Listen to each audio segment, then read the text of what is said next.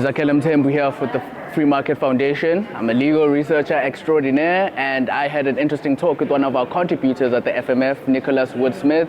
This is what he had to say.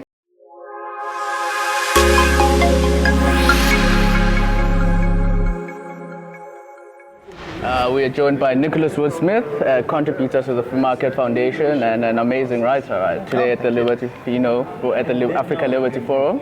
So Nicholas, firstly, let us start off with, a softball question, if so what does liberty mean to you? Liberty means doing things that I would want to do to be able to prosper while not impeding on the other rights of other people to be able to prosper themselves. It's effectively the simplest thing of my right end where your nose begins. Mm-hmm. And in its practical effects, I believe that when people are allowed to act the way that they would like to, they are able to achieve their dreams, they're able to work towards their dreams, and it's also able to mean something when they achieve it. Okay. Great stuff. Now then, moving on to what do you think is the biggest challenge facing us as a country? Even though here in the Western Cape, you'll tend to be insulated from most of the problems that affect us, but what do you think is the biggest problem facing South Africa? I think the root of all the problems, because there's many different symptoms. There's the labor problems, unemployment, there's crime, there's a culture of treating women as property rather than giving them property rights. But I think the root of all of it is effectively a collectivist, authoritarian culture pervades our politicians and our leadership.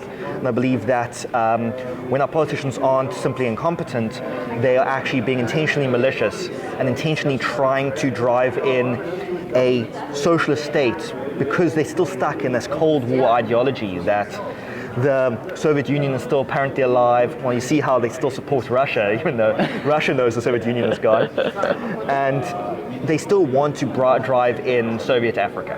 And they haven't gotten the picture, and I think that's the root of all the problems. That's where the labor issues come in, that's what's causing unemployment, that's where the race issues come in of BE, racial quotas, which are literally just affirmative action. And that's, if you go historically, those racial quotas were actually the forerunner to apartheid in the 1920s, 1930s anyway. And we're on a good timeline here. We're in the 20s now, we're getting some good stuff. By the 40s, we're going to have full-on apartheid. Everything repeats itself. Okay, within that context of problems, then what do you think is the best solution to solving these problems that we have of collectivism and a state that is driven by an ideal of socialism? I think that there's many different possible solutions. I think on an individual basis, we should all be internally vigilant.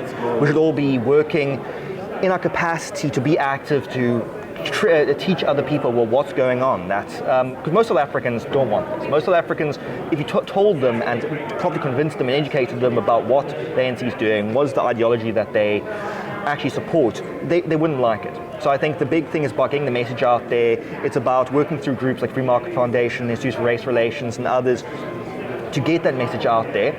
And then it goes up to the elections. Now the problem with elections is it's always hard because in a country like a new democracy like South Africa, people are still learning the ropes of how democracy is supposed to work. And that's why we see with our coalition governments, there's so much infighting, there's so much political opportunism because people still don't really know how it's going. But I think we're learning fast. And I do think that if not 2024, 2029, I think that we are going to continually see opposition parties chipping away. And if not chipping away, then I think that you'll start seeing more people checking out of the South African system and going their own way silently. Something we won't see, they're just going to start doing their own thing. And we see that already with private organizations fixing potholes, private security basically replacing the police already. That's true. Yeah, but at the same time, we still need the governments to scout away and allow people to start solving their own problems. That's true. Nice having a talk with you, Nicholas. I think that's all for today. Great stuff, man. We hope you enjoyed the event with us. We hope you enjoyed the conversations with all of the speakers, and hope you enjoyed all of the beautiful sights of the city of Cape Town. Please do not forget to leave a like under our video. Please do not forget to subscribe to our channel and share the video as far as wide as possible. And don't you forget to stay free.